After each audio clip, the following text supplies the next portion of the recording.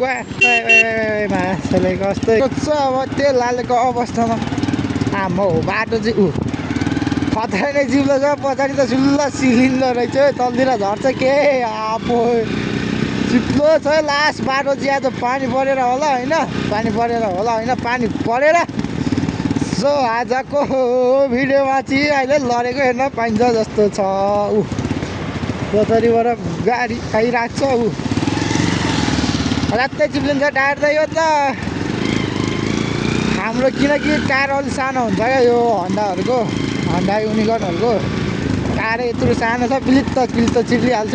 पछाडि अझै सानो बगिरहेको छु पछाडिबाट आएर टिप्परले हान्यो भने चाहिँ सक्यो होइन पछाडि जाउँ कुदाउने मजा आउँछ है टिप्पर नभएको चाहिँ कुदाइदिन्थे टिप्पर छ क्या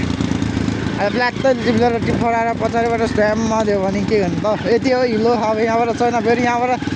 पिजै पिच माछाले कस्तो यता त हेर्दैन स्वाइकै आइदिया माथितिर हेरेको तलतिर हेरेको गाडी आइपुगेछ झन्डै ढोलतिर फेरि पछि झ्याप्पै ब्रेक किनारको मेन कुरो भनेको चाहिँ ब्रेक लाग्दैन के झन्डै हान्तिर आएर बाइक गाडीले त माथितिर हेरेको तलतिर फुत्ता आइरहेको छ किनकि म पनि उता टिप्पर छ भनेर चाहिँ सिधै सुई आउन खोजेको होइन गाह्रो छ तेल पनि 15 रुपियाँ बढिसकेको रहेछ होइन 15 रुपियाँ बढेको अवस्था तेल पनि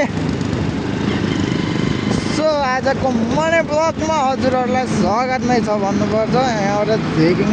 छ जाडोमा मिठो छ चेकिङ पनि यहाँबाट अब बिस्तारै नै लाग्यो उकालो होइन हेर्न पर्खाएर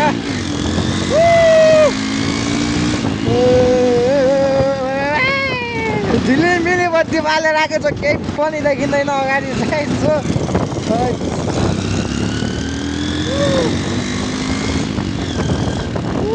हाम्रो लाइट पनि कम भएर होला लाइट बालौँ भनेको बलेकै छ लाइट